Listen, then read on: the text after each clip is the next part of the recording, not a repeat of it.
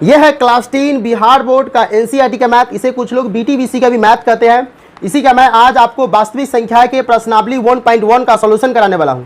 प्रश्नावली 1.1 में कुल मिलाकर क्वेश्चन जो है वह 5 है और जैसा कि आप पीछे लैपटॉप देख रहे हैं, इस लैपटॉप पर मैं आपको पूरे क्वेश्चन का फुल एचडी में आपको सॉल्यूशन कराऊंगा। टाइप भी कर लिया हूं और बहुत ही ईजी तरीके से आपका थ्योरी भी कंप्लीट करा दिया हूं। और उसमें मैं आपको इस चैप्टर का 1.1 जो चैप्टर है उसका मैं थ्योरी और साथ ही साथ 1 से लेकर के 5 तक जितने भी क्वेश्चन हैं उन सभी का फुल एचडी में आपको सॉल्यूशन करके इस वीडियो में बताया हूं। तो चलिए मैं ले चलता हूं लैपटॉप के स्क्रीन पर और वहां से आपको बताता हूं कि कैसे हमें एक प्रश्नावली 1.1 के पांचों क्वेश्चन को बहुत ही ईजी तरीके से हमें सॉल्व करना है। और आपको बता दें कि भारतीय भवन क्लास 10 बिहार बोर्ड का भी अगर आपको मैथ पढ़ना है तो मैं यहाँ आई बटन में लिंक दे दिया हूँ, उसका भी मैं सॉल्यूशन करा दिया हूँ, उसका भी मैं आपको आई बटन में लिंक दे दूंगा, वहां से जाकर भी देख सकते हैं या फिर डिस्क्रिप्शन में जाकर ही देख सकते हैं। तो चलिए मैं ले चलता हूँ प्रश्नावली 1.1 लैपटॉप के स्क्रीन पर और वहां से आपको फुल एचडी में सॉल्यूशन करके बताता हूँ। तो मैं आ गया अपने लैपटॉप के स्क्रीन पर और वहां से मैं आपको बिहार बोर्ड क्लास 10 मैथ वास्तविक संख्या एक्सरसाइज 1.1 का सॉल्यूशन तो कराऊंगा ही, लेकिन उससे पहले आपको बता दूं कि इस चैप्टर के कुछ थ्योरी होते हैं, वो थ्योरी अगर आप पढ़ लेते तो आपको ये चैप्टर ऑटोमेटिक फुल एचडी में आपको समझ में आने लगेंगे। तो चलिए मैं आपको बताता हूँ कि वो थ्योरी क्या है। ये सारे के सारे सॉल्यूशन करके मैंने रख लिया हूँ और मैं आपको बताऊंगा भी और समझाऊंगा भी। तो उससे पहले मैं थ्योरी आपको बता दूं ताकि थ्योरी अगर आपको समझ में आ जाएगा तो ये सारे के सारे आपको ऑटोमेटिक समझ में आएगा, वरना ये सब आपको बाउंस मारेगा। तो चलिए सबसे पहले जो चैप्टर का नाम है वास्तविक संख्याएं, तो मैं आपको बता दूं कि वास्तविक संख्याएं जो होते हैं वो संख्या के अंदर में आते हैं।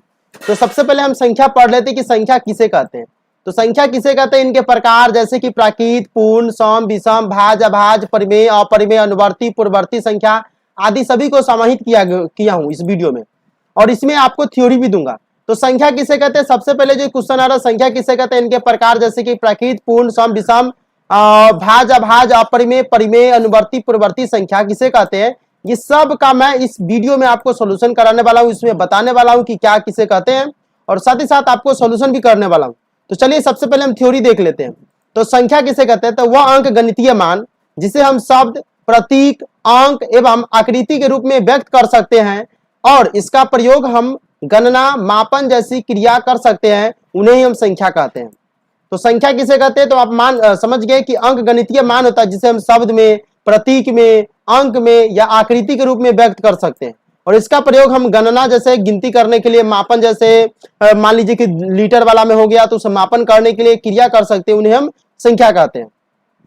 संख्याओं के विभिन्न प्रकार होते हैं। कौन कौन संख्या होते हैं, तो संख्याओं के विभिन्न प्रकार क्रमशः रूप में निम्नलिखित है। वो है प्राकृत संख्या। सबसे पहले हम लोग पढ़ लेते कि प्राकृत संख्या किसे कहते हैं। तो गणना करते समय प्रयोग में आने वाले सभी संख्याएं प्राकृत संख्या होती है।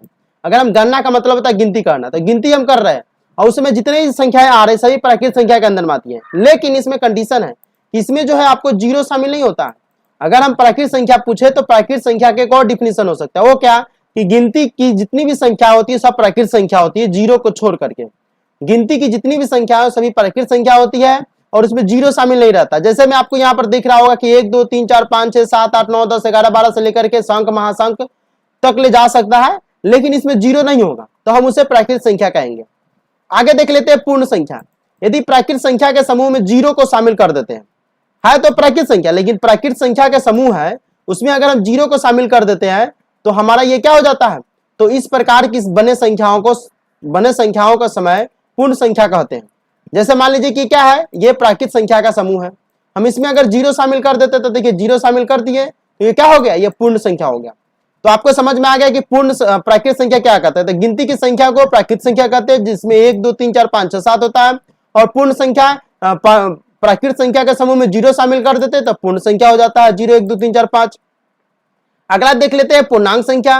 प्राकृत संख्याओं के समूह में प्राकृत संख्या के रचनात्मक तथा धनात्मक दोनों प्रकार के संख्या शामिल हो जाए तो इस प्रकार से बने संख्याओं के समूह को हम क्या कहते हैं, पूर्णांक संख्या कहते हैं।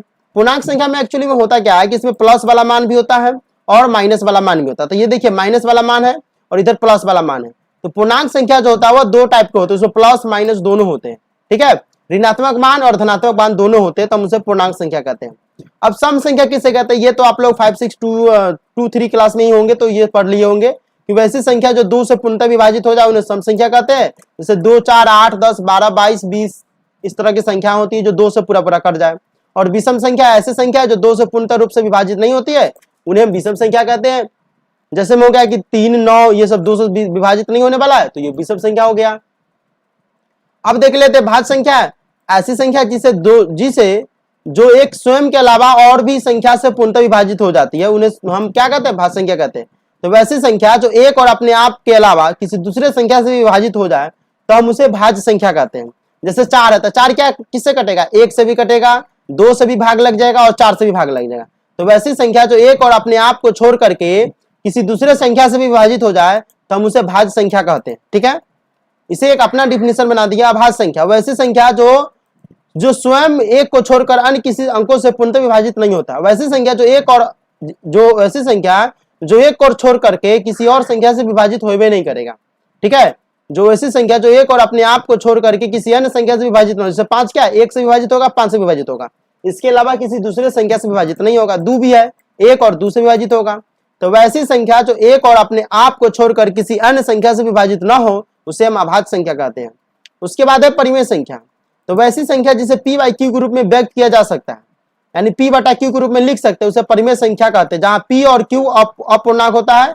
ज्यादा जानने के लिए हम आपको बताएंगे, उदाहरण के लिए जैसे 3/4 हो गया, ठीक है, 5/6 हो गया, 4/9 हो गया। ठीक है, एक और मान हम आपके लिए ले लेते हैं, यहां से कलम लेकर बता देते हैं तो आपको अच्छी तरह से समझ में आ जाएगा। जैसे कि यहाँ पर देख लीजिए कि हो गया ये 5/6 हो गया, तो ये क्या हो गया, परिमेय संख्या हो गया। ठीक है, उसे रहेगा 2/3, तो ये भी परिमेय संख्या। ये 3/4 हम ऐसे भी लिख सकते हैं। ठीक है, ये ऐसे भी करके हम 3/4 को लिख सकते हैं। तो इस तरह की संख्याएं जो होती है वो परिमेय संख्या के अंदर में आती है। अब देख लेते हैं अपरिमेय संख्या, वैसी संख्या जिन्हें p बाई क्यू के रूप में व्यक्त नहीं किया जा सकता है, उसे अपरिमेय संख्या कहते हैं। ठीक है, जैसे मान लीजिए कि अपरिमेय संख्या में क्या होता है, जो p बाई क्यू के रूप में व्यक्त नहीं कर सकते हैं, तो देख लीजिए हम आपको बता दें p बाई क्यू के रूप में व्यक्त नहीं। मान लीजिए कि हमारा ये क्या है, ये हमारा √3 है, तो √3 क्या हो गया, ये अपरिमेय संख्या, हम इसे p बाई क्यू के रूप में व्यक्त नहीं कर सकते हैं। ठीक है, उसी तरह से हमारा क्या हो जाएगा, √5 हो जाएगा, ये क्या हो जाएगा √5। लेकिन आपको अगर कह दे कि √4 ये क्या है, अपरिमेय संख्या है, तो नहीं है, क्योंकि √4 का वर्गमूल निकालेंगे, √4 का अगर हम निकालेंगे तो कितना हो जाएगा 2, और सीधा रूट में नहीं रहता तो हम इसे 2 को 2/1 में लिख सकते हैं। तो वैसी संख्या है जिसका वर्गमूल नहीं निकलता, जिसका रूट नहीं निकलता, उसे ही हम अपरिमेय संख्या के रूप में रखेंगे। जिसका निकल जैसे 4 का निकल के आया 2 को हम 2/1 लिख सकते हैं, लेकिन √5 को हम √5/1 नहीं लिख सकते हैं, क्योंकि √5 हमारा अपरिमेय संख्या होता है, इसे p बाई क्यू के रूप में हम व्यक्त कर ही नहीं सकते हैं। ठीक है, चलिए आगे बताते हैं अनुवर्ती संख्या। किसी प्राकृतिक संख्या के ठीक अगले वाले संख्या उस संख्या का अनुवर्ती संख्या कहलाता है। ये तो 2-3 का ही सिलेबस है। जैसे 12 का अनुवर्ती कहेगा तो 12 का अनुवर्ती क्या हो गया, 11 हो गया। ठीक है, 11 का अनुवर्ती क्या आएगा तो 10 हो गया। यानी ये संख्या है उसे पीछे जो संख्या होती है वो हो जाता है अनुवर्ती संख्या। ठीक है, अनुवर्ती संख्या कहलाता है। जैसे 61 अनुवर्ती संख्या है 62 का अनुवर्ती संख्या क्या हो जाएगा 61 हो जाएगा। तो ये सब हमारा हो गया अनुवर्ती संख्या। अब हम देख लेते हैं पूर्ववर्ती संख्या। पूर्ववर्ती संख्या किसी प्राकृतिक संख्या का ठीक पहली संख्या उस संख्या का पूर्ववर्ती संख्या करता है। जैसे मान लीजिए कि पूर्ववर्ती संख्या होता है पूर्ववर्ती, पूर्व पहले वाला, और ये जो था ये अनुवर्ती था। तो अनुवर्ती जो होता है ये इसे पीछे वाला मतलब सॉरी आगे वाला हो जाता।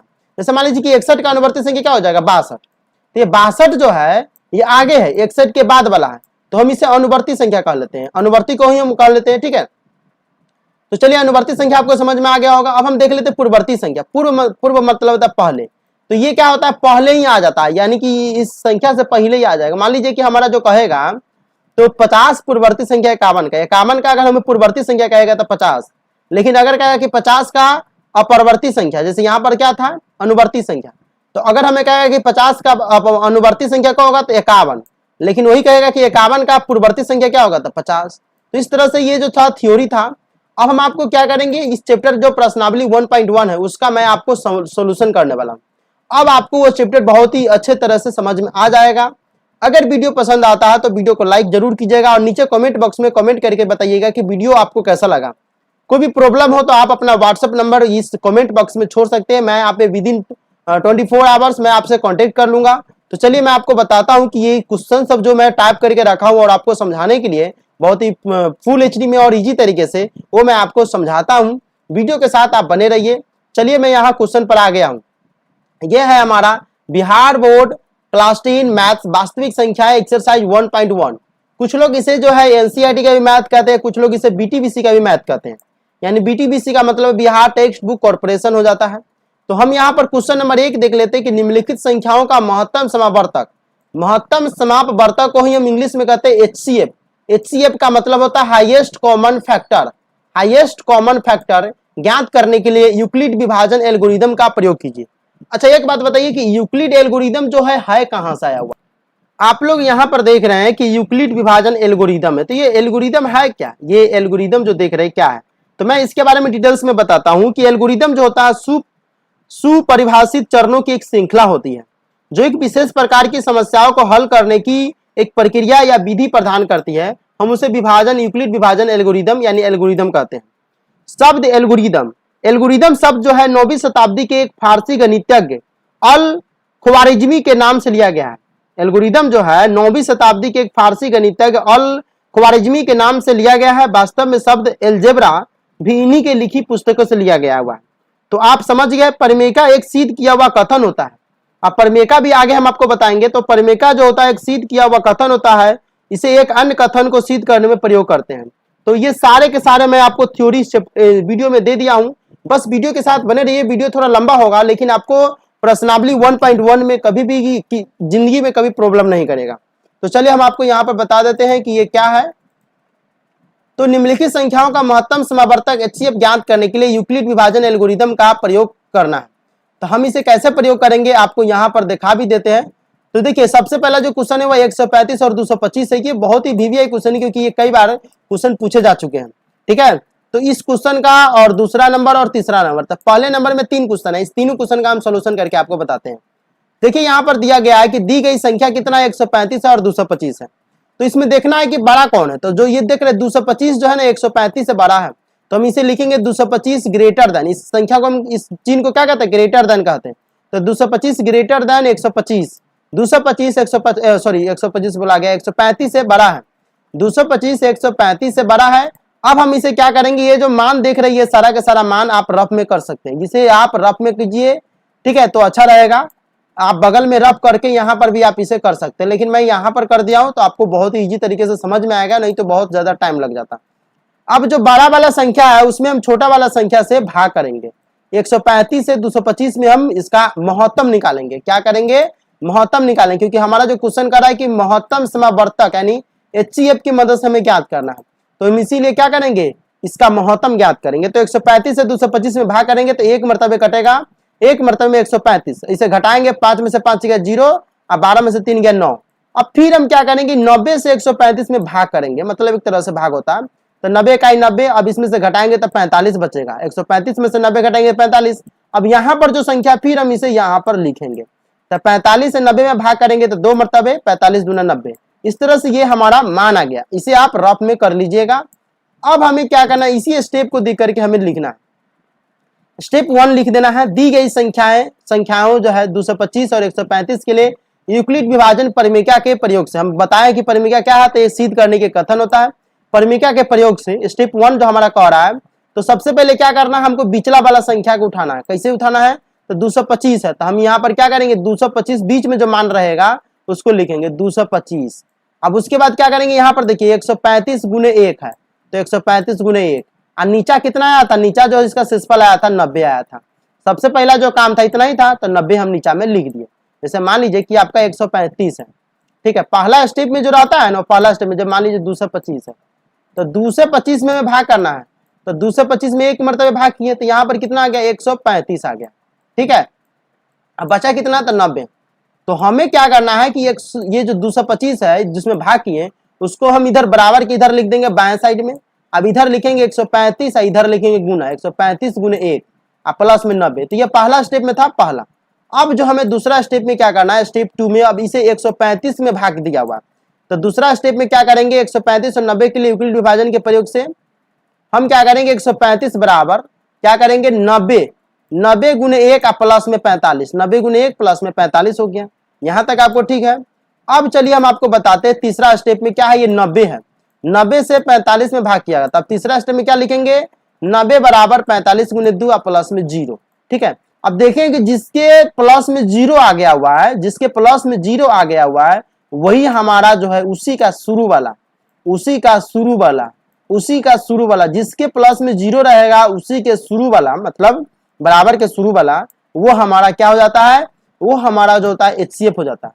शेषफल 0 है और भाजक 45 है, अतः महत्तम समावर्तक जो हमारा हो गया वो 45 हो गया। इस तरह से HCF जो हो गया हाईएस्ट कॉमन फैक्टर हमारा जो निकल कर आया इस क्वेश्चन का, वो कितना निकल कर आया, तो वो निकल कर आया कि 225 और 135 का महत्तम समावर्तक निकालना था। हम उसका आंसर निकाल कर कितना लाए हैं, तो उसका आंसर जो आया हुआ है वो है 45 यानी 45 आया हुआ।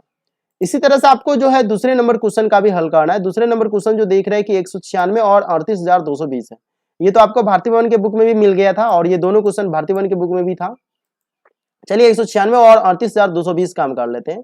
बहुत ही इजी क्वेश्चन है लेकिन आपको फंसाने के लिए बहुत काफी है, क्योंकि ये इसका एलसीएम अगर आपको नहीं आए तो इस तरह की क्वेश्चन को बाइट में बार बार देखना पड़ेगा, क्योंकि इस तरह के क्वेश्चन अगर आपको आ जाए तो एग्जाम में इसका कैलकुलेशन करने में बहुत ही प्रॉब्लम हो जाता है। 196 और 38,220 है, इसमें बड़ा वाला कौन है, तो 38,220, तो हम इसे आगे कर लेंगे और 196 पीछे है तो छोटा कर लेंगे, तो 38,220 ग्रेटर देन 196। हम क्या करेंगे, छोटा से बड़ा वाला में भाग करते हैं, तो 196 से हम 38,220 में भाग करेंगे। अब ये डायरेक्ट जो है ना 195 मरतबे करता है।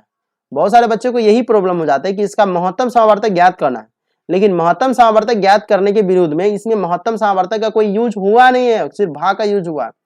तो हम 196 से अगर हम इसे 1 मरतबे करेंगे तो 196 12 में से 6 यहाँ पर देख रहे हैं ना, 12 में से 6 इस तरह से घटाएंगे तो हमारा ये मान निकल कर आ जाएगा। ठीक है, तो ये 196 हमारा है और 38,220 है। इस तरह से हम इसे घटाएंगे तो यहाँ पर हमारा आ गया, 12 में से 6 गया तो 6।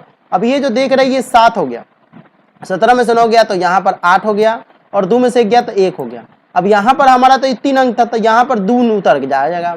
अब फिर हम 9 मरतबे करेंगे तो इतना आएगा, फिर हम घटाएंगे तो कितना आ जाएगा, तो घटाने पर देख लीजिए आपको घटाएंगे तो कितना आएगा, तो 1764 आया। तब 12 में से 4 गया तो हम यहाँ 8 लिख दिए, 6 में से 6 गया, सॉरी 15 में से 6 गया तो 9 हो गया, ये कट गया। अभी 0 लास्ट में था तो 0 बैठा दिए। इस तरह से अगर आप इसे भाग करेंगे तो इसका निकल कर आएगा 196 गुने 195। स्टेप 1 में दी गई संख्या 196 और 38,220 के लिए यूक्लिड विभाजन परिमिका से। देखिए आपके टीचर जो होंगे वो बहुत ही इजी तरीके से बताते होंगे, लेकिन आप वो भी तरीका लिख सकते हैं, लेकिन मैं जो तरीका बताता हूँ इसमें आपको एक भी नंबर एग्जामिनर नहीं काटेगा। तो 38,220 है, इसे हम क्या करें 196 गुने 195। अब देखिए इसका शेषफल एक के बारे में 0 निकल गया तो प्लस में 0, और जैसे ही जिसके प्लस में 0 रहेगा उसी का हम शुरू वाला ले लेंगे, वो हमारा क्या हो जाता है, वो HCF हो जाता है। प्लस में 0 है उसी का शुरू वाला हमारा HCF हो जाता है। तो यहाँ पर क्या हो गया, शेषफल 0 है और भाजक बराबर कितना 196, अतः महत्तम समावर्तक यानी HCF कितना हो गया 196 हो गया। यह बहुत ही इजी क्वेश्चन था, लेकिन सोचने में आपको दिमाग बहुत ही ज्यादा खर्च करेगा, तो इसीलिए आप इस क्वेश्चन को एक तरह से दिमाग में बैठा ही ले, क्योंकि इस तरह के क्वेश्चन बहुत ही हार्ड होते हैं और आप निकालते निकालते थक भी जाएंगे। चलिए तीसरे नंबर क्वेश्चन का भी आंसर देख लेते हैं। दी गई संख्याएं 867 है और 255 है, तो दोनों में छोटा कौन है 255 और बड़ा कौन है 867। 867 ग्रेटर देन 255। 255 से हम क्या करेंगे 867 में भाग करेंगे। ये सारे के सारे काम आपको ये वाला जो काम है ये वाला काम आपको रफ में करने हैं। चलिए रफ में कर लेना है। तो 255 से इसे करेंगे तो 3 मरतबे कटेगा, 5 तिहाई 15 और 5 तिहाई 15 16, 2 तिहाई 6 7। घटाएंगे तो कितना आएगा, 7 में से 5 गया 2 और ये जो हो जाएगा 6 में 6 गया 0, 8 में 7 गया 102 बच गया। अब हमें क्या करना था, इसमें एक और स्टेप हम इसमें बढ़ा सकते थे लेकिन बढ़ाया ही नहीं है। यहाँ पर हम क्या करेंगे 102 से इसमें क्या करेंगे 255 में भाग करेंगे। चलिए तो हम यहाँ पर कर लेते हैं 102 से, इसमें छोड़ दिया हुआ है, हम यहाँ पर जो है 255 में भाग करेंगे। ठीक है, तो अब क्या करेंगे 255 में भाग करेंगे तो ये जो हमारा कटेगा वो मान कितना मरतबे कटेगा, तो ये जो हमारा मान कटेगा वो हम यहाँ पर हमको यहाँ पर लिख लिए हुए, यहाँ 2 मरतबे में आराम से कट जाएगा। 2 मरतबे में करेंगे तो 2 दूना 4 और 0 दूना 0, 1 दूना 2, कितना बचेगा 5 में से 4 गया तो 1 और 5 में 0 गया 5, 51। फिर 51 से अगर हम 102 को करेंगे भाग मतलब महत्तम करेंगे तो ये 2 मरतबे में पूरा पूरी कट जाएगा। तो 2 मरतबे कट जाएगा ना, 1 से 2, ये कितना मरतबे कटेगा 2 मरतबे में 1 दूना 2 और 5 दूना 10 कट गया, यहाँ पर 0 आ गया। अब हमें यहाँ जो काम करना है वो हम आपको यहाँ पर बता दें। पहली बार में जो दिया हुआ है तो हम यहाँ पर लिख लेंगे 867 बराबर 255 गुने 3 प्लस में जो हमारा मान था ये लिख दिए। अब अगला स्टेप में क्या लिखना है, तो एक अगला स्टेप में हमें लिखना है 255 के, या जो 255 देख रहे हैं ये 255 बराबर 102 गुने 2 प्लस में 51, तो 255 बराबर 102 गुने 2 प्लस में 51, यहाँ पर भी लिख दिए हम। ठीक है, लिख दिए। अब जो हमें करना था वो क्या करना है, 102 हमारा जो शेषफल बचा हुआ था 102 बराबर लिख देंगे। तो 102 बराबर क्या हो जाएगा, 51 गुने 2 प्लस में 0। अब इसके प्लस में 0 है तो इसी का शुरू वाला हमारा ये महत्तम हो जाएगा। तो इस तरह से क्या हो जाएगा, सबको मिटाते 51 हमारा जो है शेषफल शून्य है और भाजक 51 है, इसीलिए महत्तम समवर्तक यानी HCF हो गया 51। तो पहला का जो 3 क्वेश्चन था वो हम आपको बता दिए हैं। आगे हम आपको बता दें प्रश्न नंबर 2, दर्शाइए कि कोई भी धनात्मक विषम पूर्णांक 6q + 1 या 6q + 3 या 6q + 5 के रूप का होता है जहां कोई पूर्णांक है, जहां q कोई पूर्णांक है। इस तरह के क्वेश्चन था। तो मैं यहाँ पर देख लेता हूं कि क्वेश्चन में कुछ छूटा तो नहीं है, देख लेता हूं यहाँ पर। हाँ, जहां q कोई पूर्णांक है यहाँ पर जो है q यहाँ पर छूट गया है टाइप करने में। तो चलिए आप लोग यहाँ पर देखिए जहां q कोई पूर्णांक है। चलिए तो सबसे पहले हम यहाँ पर हल करेंगे। माना कि a एक विषम धन पूर्णांक है जो 6 से बड़ा है, ठीक है। माना कि a एक विषम धन पूर्णांक है जो 6 से बड़ा है और b एक धन पूर्णांक इस प्रकार है कि b बराबर 6 हो जाता है, यानी b का मान 6 है और a का मान एक विषम धन पूर्णांक है जो 6 से बड़ा है। इसमें a का मान 6 से बड़ा है और b का मान इसमें 6 है। तब यूक्लिड की विभाजन परिमिका से जो होता है, ये परिमिका क्या होता है मैं आपको बता दिया हूं। तब यूक्लिड की विभाजन परिमिका से हमारा जो इसमें आ जाएगा a बराबर जो होता है वो फॉर्मूला होता है bq + r। ये फॉर्मूला मैं आपको बताना भूल गया था, a बराबर bq + r ये यूक्लिड की विभाजन परिमिका की फॉर्मूला होता है। तो b की जगह कितना है, 6 है। जहां जहां b दिख रहा है वहां पर 6 रख दीजिए, 6q + r। इस तरह से यहां तक आपको समझ में आ गया होगा। तब r का मान यहाँ पर कह रहा है, तब r का मान 6 से कम होना चाहिए। r का जो मान है वो 6 से कम होना चाहिए, क्योंकि r का मान तो यहाँ पर है, तो b के मान से r का मान जो होता है वो कम होता है। तब r के संभव मान जो जाएगा 6 से कम होगा। तो 0 से लेकर के और उसे एक पिछले, तो 0 से लेकर 5 होगा, लेकिन 6 नहीं, 6 से कम, तो 0 से लेकर 5 होगा। अब जहां जहां पर मान है वहां पर एक बार हम r के जगह 0, एक बार r के जगह 1 लिखेंगे, एक बार 2 लिखेंगे, इस तरह से 5 तक रखेंगे। तब a बराबर क्या होगा, एक बार 0 रखे r के जगह तो 6q + 0, 1 रखे तो 6q + 1, 2 रखे तो 6q + 2, 3 रखे तो 6q + 3, इस तरह से 6q + 4, 6q + 5 इस तरह से हो जाएगा। मान हम r के जगह चेंज करते जाएंगे, सब मान को चेंज किया था। अब यहाँ पर लिखेंगे चूंकि a एक विषम संख्या है अतः a बराबर 6q + 0, 6q + 2 और 6q + 4 नहीं हो सकते हैं। क्यों नहीं हो सकते, क्योंकि कह क्या रहा है कि विषम संख्या के लिए ये, क्योंकि ये राशियां जो है 2 से विभाज्य हो जाएगा और सम संख्या के लिए है, इसीलिए ये सब जो है संख्या नहीं हो सकता है। अतः तब हम विषम संख्या के लिए क्या होगा, a बराबर 6q + 1, 6q + 3 और 6q + 5 होगा। अगर सम संख्या के लिए कहता तो हम यहाँ पर ये वाला लिखते a बराबर 6q + 0, 6q + 2, 6q + 4। देखिए क्वेश्चन में आपको और अच्छी तरह से समझा दूं। अगर इसमें कह रहा है कि दर्शाइए कि कोई भी धनात्मक विषम पूर्णांक 6q + 1, 6q + 3 या 6q + 5 के रूप का होता है जहाँ q एक पूर्णांक है, तो ये विषम संख्या के लिए कह रहा है, तो हम यह प्रूव करके बता दिए। तो विषम संख्या के लिए कह रहा है इसीलिए हम इसे प्रूव किए हैं, इसे किए हैं। लेकिन इसी में कहता विषम संख्या के लिए न कह करके यहाँ पर कहता है कि दिखाइए कि कोई भी धनात्मक यहाँ पर कहता सम पूर्णांक 6q + 0, 6q या 6q + 2 या 6q + 4 का रूप का होता है कि नहीं, जहाँ q एक पूर्णांक है। तब हम यहाँ पर क्या करते, तब हम यहाँ पर ये वाला मान को दर्शाते और यहीं तक ले हमारा हो जाता। ठीक है, तो यहाँ पर तक हम तो सेकेंड वाले स्टेप के अनुसार से समझाएंगे। तब विषम संख्या a बराबर 6q + 1, 6q + 3 या 6q + 5 है, ये इस क्वेश्चन के अनुसार से। अगर सम संख्या कहता तो हम पीछे वाले तब इतना ही तक ले लिखकर छोड़ देते, लेकिन विषम वाला है तो विषम वाला के लिए इतना। अतः एक धनात्मक विषम पूर्णांक 6q + 1, 6q + 3 या 6q + 5 के रूप का होगा।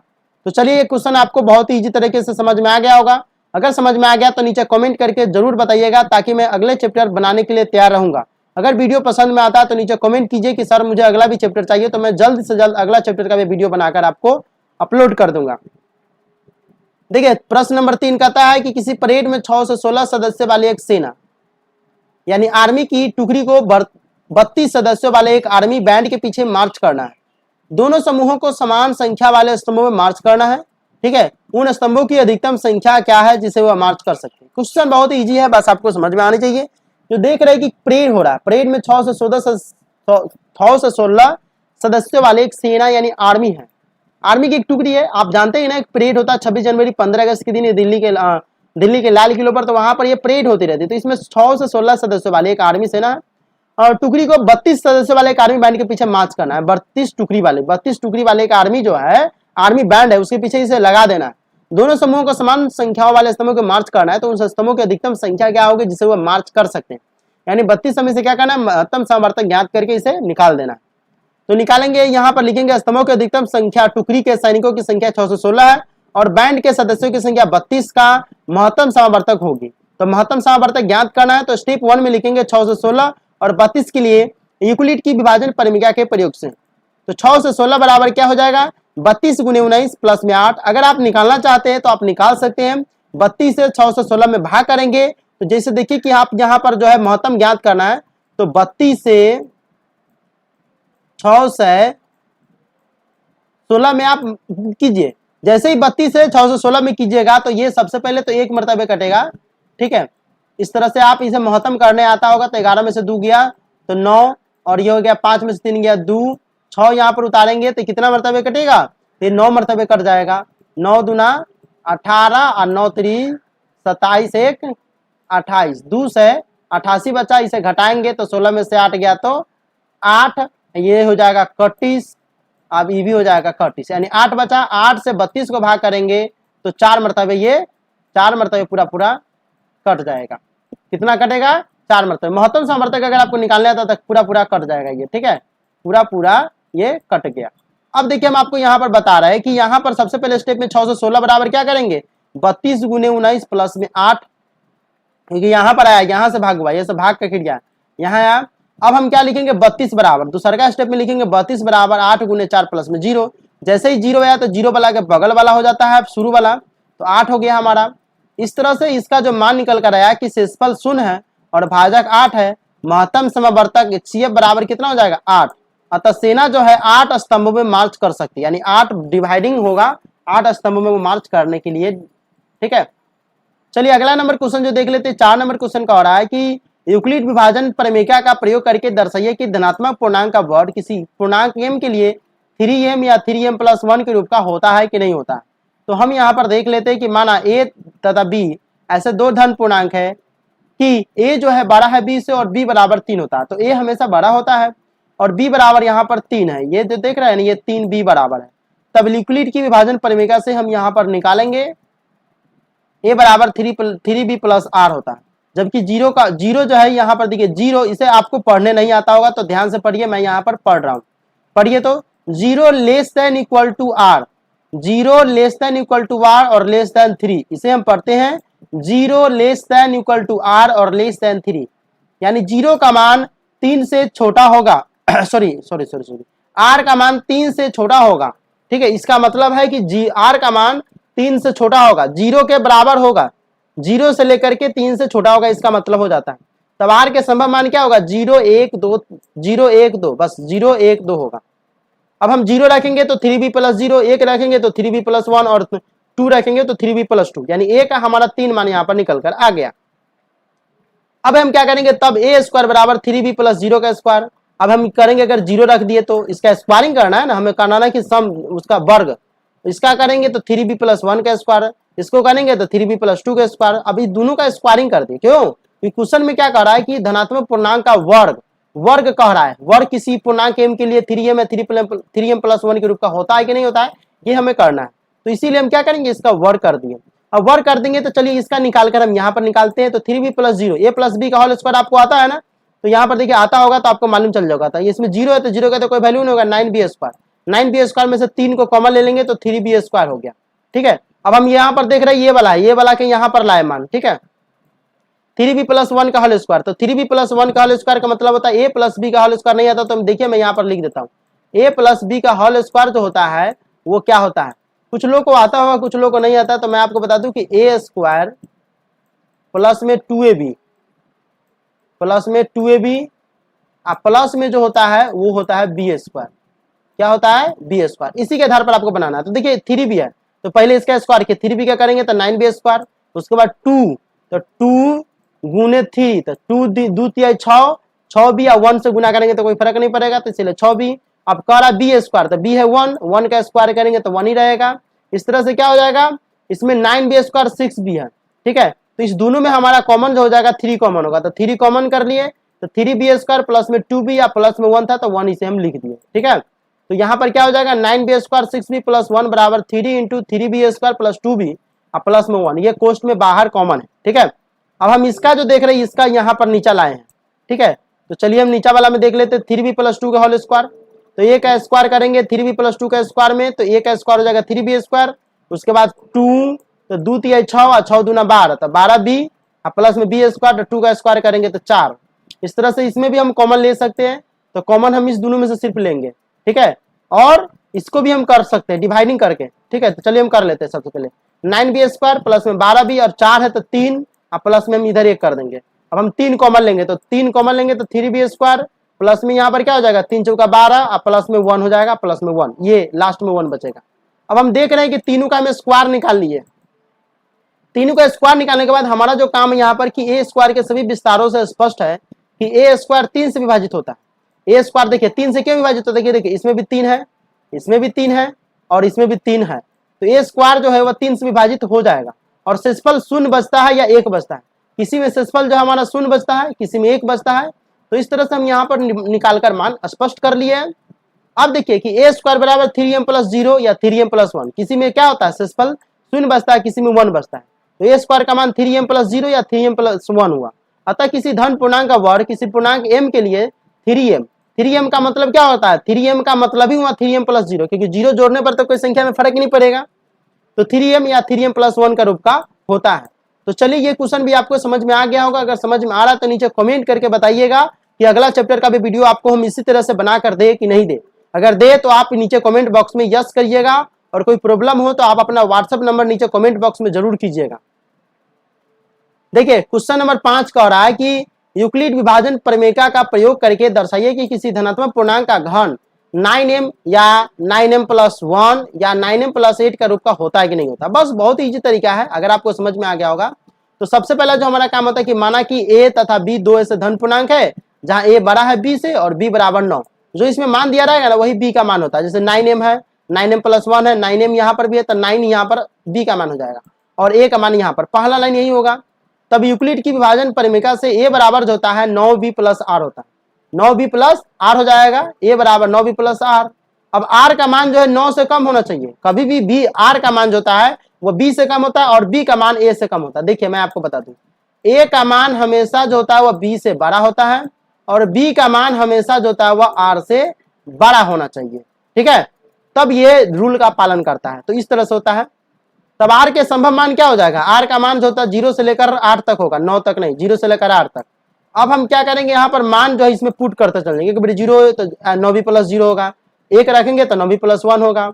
इस तरह से यहाँ पर हम मान पुट करते चलेंगे। a बराबर होगा 9b प्लस 0, a बराबर होगा 9b प्लस 1, जब 1 रखेंगे 2 रखेंगे तो 9b प्लस 2, 3 रखेंगे तो 9b प्लस 3, 4 रखेंगे तो 9b प्लस 4, 5 रखेंगे तो 9b प्लस 5। इस तरह से 9b प्लस 8 तक ले आ जाएगा मान पुट करने पर। अब लिखेंगे जब a बराबर 9b प्लस 0 हो तो aq बराबर हम इसका मान कैसे ज्ञात करेंगे। तब हम क्या करेंगे, ए बी यहाँ पर जो एक दिख रहा है 9b प्लस 0 है तो aq का मान हमें ज्ञात, क्यों कि क्वेश्चन में कह रहा है कि प्रयोग करके दिखाए कि यूक्लिड विभाजन का प्रयोग करके किसी धनात्मक पूर्णांक का घन, यहाँ पर वहां पर वर्ग था, वर्ग का मतलब स्क्वायर होता है और घन का मतलब क्यूब होता है, मतलब पावर में 3। इसीलिए हम यहाँ पर क्या किए हैं, तो यहाँ पर देख रहे हैं कि जब हम 0 लिए हैं तो 9b प्लस 0 हो जाएगा यहाँ पर। ठीक है, तो 3b प्लस 0 का हल क्यों करेंगे, 3b प्लस 0 का हल क्यों करेंगे तो क्या हो जाएगा, तो देखिए 3b प्लस 0 का हल क्यों का मतलब क्या होगा, 0 तो इसमें कोई वैल्यू नहीं है तो 3 का क्यों कीजिए, 3 का मतलब 27, अब b का मतलब 3 का पावर इसका भी हो जाएगा तो 27b क्यू। इस तरह से a क्यू का मतलब हम इसमें कॉमन ले लेंगे, कॉमन ले लेंगे तो 27 में कॉमन क्या आने वाला 9, 9 कॉमन लेंगे तो 3b क्यू बच जाएगा, यानी समीकरण ये 1 हो गया। ठीक है, समझ में आ रहा है ना कि एक यहाँ पर क्यू करना है तो क्यू करेंगे तो 27b क्यू हो जाएगा, 27 में से 9 कॉमन लेंगे 3b क्यू। ये क्योंकि चैप्टर का लास्ट क्वेश्चन है, एक प्रश्नावली 1.1 का। अब हम जब 9b प्लस 1 लेंगे a बराबर, जब 9b प्लस 1 हो जाएगा 9b प्लस 1 तो a क्यू का मान हम ज्ञात करेंगे तो 3b प्लस 1 का हॉल क्यू कर देंगे, हम इसे हॉल क्यू करेंगे तो क्या हो जाएगा, तो देखिए 3b प्लस 1 का हॉल क्यू करेंगे तो हमारा ये मान आसानी से आ जाएगा, क्योंकि 1 का क्यू 1 और 9b का 3 का 9, तो a क्यू प्लस में 3ab into 3ab into a plus b plus में b क्यू होता है, ये फॉर्मूला होता है। आपको अगर नहीं मालूम है तो मैं आपको बता दूं, ए प्लस बी का हॉल क्यू होता है ए क्यू प्लस में 3ab इंटू ए प्लस बी और प्लस में होता है बी क्यू। ये फॉर्मूला होता है, फॉर्मूला के आधार पर हम इसे कर दिए हैं। तो 3b का क्यू करेंगे तो 27b क्यू, इसका करेंगे 3 3 9 और 9 को इसमें गुना करेंगे तो 3 3 9 3 27 बी स्क्वायर प्लस में फिर उसी तरह से गुना करेंगे 3 3 9 और 1 से गुना करेंगे तो 9b और 1 का क्यू हो जाएगा 1। अब हम इसे यहाँ से क्या करेंगे, कॉमन करने के लिए कोशिश करेंगे। तो देखिए इस तीनों में हमारा कॉमन है तो 9 कॉमन होगा तो 3b क्यू 3b स्क्वायर यहाँ पर b प्लस में 1, ये समीकरण हमारा 2 हो गया। जब 2 समीकरण हम निकालिए तब तीसरा समीकरण है 9b प्लस 2। तो 9b प्लस 2 है तो हम यहाँ पर क्या करेंगे, aq की जगह क्या करेंगे 3b प्लस 2 का होल स्क्वायर कर देंगे। ठीक है, तो 3b प्लस 2 का होल स्क्वायर करेंगे तो देखिए 3b का क्यू प्लस में 3b2 3b प्लस 2 और ये फॉर्मूला होता है कि aq प्लस में 3ab इंटू ए प्लस बी प्लस में बी क्यू, ये फॉर्मूला होता है। इस तरह से हम इसे कॉमन कन्वर्ट करेंगे। 3b क्या हो जाएगा 27b क्यू, ये 27b क्यू है। ठीक है, 27b क्यू प्लस में 54b स्क्वायर प्लस में 36b प्लस में 8, 27b क्यू प्लस में यहाँ पर 18b हो जाएगा कॉमन। सॉरी यहाँ पर देख लीजिए 27b क्यू को तो ठीक है, इसमें तो देखिए इस दोनों में हमारा कॉमन होगा तो इसमें 18b कॉमन करेंगे तो 3b प्लस में 2 होगा प्लस में 8। अब हम क्या करेंगे, नीचे से फिर कॉमन करेंगे 9 कॉमन करेंगे तो 3b क्यू, इसमें हो जाएगा 18b है तो इसमें कॉमन 6b स्क्वायर, क्यों, क्योंकि 6 18b है और 3b है तो यहाँ पर क्या हो जाएगा 18 3 54। हम इसे कॉमन नहीं भी कर सकते तो भी हो जाता। ठीक है, हम चाहे तो इस स्टेप को यहाँ से हटा सकते हैं, इस स्टेप को हटाएंगे डायरेक्ट यहीं से हम कॉमन करेंगे तो 9 है तो 3b क्यू प्लस में 9 6 54b स्क्वायर प्लस में 9 चौका 36b प्लस में 8। इस स्टेप को आप उड़ाइए दे तो ठीक रहेगा, इस स्टेप की यहाँ पर कोई जरूरी नहीं है, इस स्टेप को आप ना लिखे तो सही रहेगा। तो इस तरह से कॉमन ले लिए तो क्या बचेगा 9 3b Q 6b square 4b plus 8, ये जो है समीकरण नंबर 3 हो गया। जब तीनों समीकरण मालूम हो गया इस स्टेप को आपको कटिस करके चलना है, इस स्टेप को नहीं लिखना। तब समीकरण 1 2 और 3 को ध्यान से देखिए कि ये 9 से विभाज्य है, इन्हें क्रमशः aq बराबर 9m aq बराबर 9m प्लस 1 और aq बराबर 9m प्लस 8 आ गया लिखा जा सकता है। तो देखिए मैं आपको बता दूं, यहाँ पर मैं समीकरण 1 में देख लेता हूँ। समीकरण 1 में देखिए 9 है 9m हो जाएगा, समीकरण 2 में देखिए 9m प्लस 1 हो गया प्लस में 1 है, समीकरण 3 में देखिए 9m प्लस 8 है ना प्लस में, इसीलिए तो इस तरह से यहाँ पर हमारा मान आ गया कि aq बराबर एक में 9m एक में 9m प्लस 1 9m प्लस 8 लिखा जा सकता है। अतः किसी धन पूर्णांक का घन 9m प्लस 1 या 9m प्लस 8 के रूप का होता है।